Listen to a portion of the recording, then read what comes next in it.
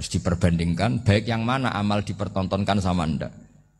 Di sini beliau cerita betapa untuk menjaga ikhlas sebaiknya orang itu tidak terkenal, tidak syuhrah, tidak terkenal.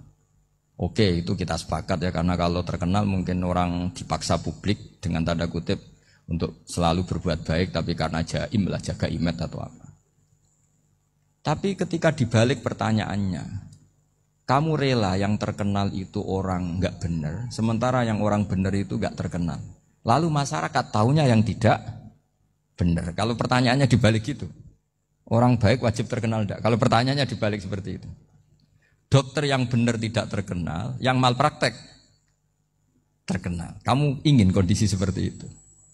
Enggak ingin kan? Artinya apa? Gara-gara olah kata, olah pikiran, ini logika jadi rubah. Lagi-lagi apa? Jawaban itu ada di kata-kata sebetulnya. Makanya bab-bab seperti ini tidak usahlah kita berdebat, berpolemik. Sebaiknya orang itu humul, menutup diri. Apa sebaiknya orang terkenal, itu nggak perlu seperti itu. Sudah terserah Tuhan saja. Saya beri contoh ya. Ini makalah yang ditulis Imam Ghazali. Ya, i'lam aslahaka Allah anna aslal jah wa intisarus sayyid atau sayyidi wal istihar. Bahwa mazmum itu. Balil mahmudu al-khumulu illa man syaharahu wa ta'ala linasri dini min ghairi takallufi talabi syuhrati minhu. Jadi kalau kamu ingin ibadah kamu selamat, ya kamu jangan terkenal. Tapi resikonya adalah kalau kebaikan itu tidak terkenal, maka enggak dikenali. Kalau enggak dikenali berarti masyarakat hanya punya percontohan yang tidak baik, karena yang baik tidak terkenal. Jadi itulah ulama-ulama dulu. Jadi apa-apa itu dibanding-bandingkan.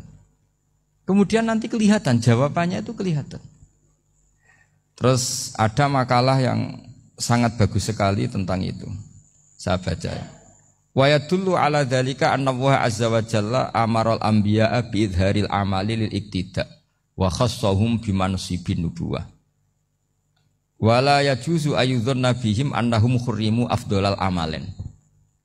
Jadi orang yang terlalu mendewa-dewakan khumul itu menutup diri. Oke, itu baik, karena dengan khumul, dengan menutup diri Anda tidak riya, Anda tidak pamer.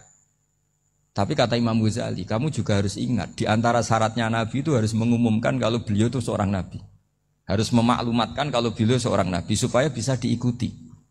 Caranya sholat harus diumumkan, sehingga Nabi itu mengatakan harus jamaah. Karena dengan cara jamaah itu bisa shollu kama ra'aitumuni usolli. Coba kalau Nabi sholatnya enggak diperlihatkan, kamu harus sholat yang benar. Caranya gimana ya Rasulullah? Itu rahasia. Bingung enggak kira-kira? Bingung enggak? Ya misalnya amal rahasia selalu lebih baik. Terus ada pertanyaan, Nabi ngendikan kamu sholat yang benar. Caranya gimana Nabi? Ya itu rahasia. Terus gimana coba? Tapi Nabi ngendikan apa? Shollu kama ra'aitumuni usolli. Ya sudah, kamu sholat, niru saya sholat. Berarti Nabi sholatnya diperlihatkan apa disembunyikan?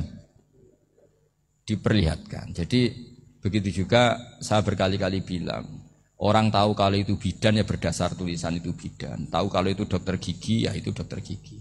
Jangan sampai gara-gara tidak ada tulisan mau beli alat bangunan di dokter gigi.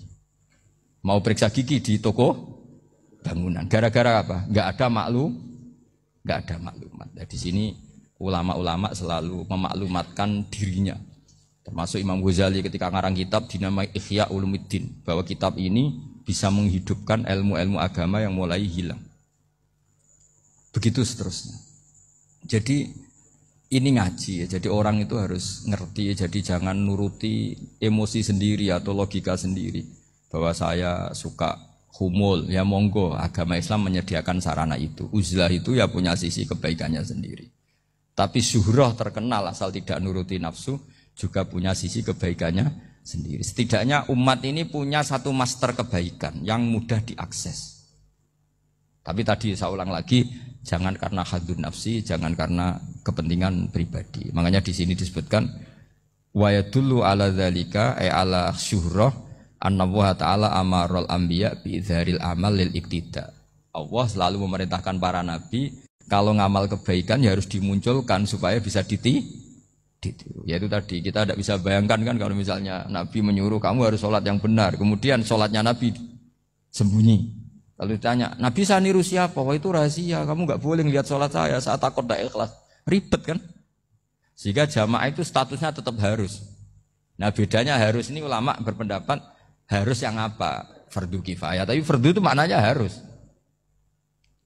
Tapi bukan berarti kalau nggak jamaah sholatnya nggak sah, nggak. Tapi statusnya jamaah tetap apa? Harus. Nah barokahnya harus ini orang yang baru sholat, sholatnya langsung benar karena ada yang diikutin. Coba kalau mantan dukun baru sholat terus sholat sendiri, itu mesti mirip mantra. Karena dia tidak ada master percontohannya. Tapi barokahnya ada master, orang paling bodoh pun kalau sholat ya benar. Karena standar ada komandonya, ada imamnya. Sehingga Imam Ahmad malah berpikir keras. Syarat sahnya sholat itu harus jamaah. Cara pikirannya Imam Ahmad. Keras sekali beliau. Sehingga kalau orang sholat sendiri kok ada orang lain yang maunya berjamaah harus bayar, orang itu harus bayar. Demi sahnya sholat. Itu madzhabnya Imam Ahmad. Tapi kalau madzhab Syafi'i hanya mengatakan itu fardu kifayah, yang kalau satu komunitas gak mau melakukan semuanya apa? Dosa. Tak baca lagi biar dapat berkahnya Imam Ghazali. Wa qala qaumun asirru afdalu minal alaniyati. Terus kata sebagian ulama al alaniyah itu afdal minas sirri. Terus diperbandingkan baik yang mana amal dipertontonkan sama ndak. Terus kata Imam Ghazali, kalau orang itu bisa jaga tidak riya, maka sebaiknya dipertontonkan karena kebaikan harus yang muncul, bukan yang tidak baik yang muncul.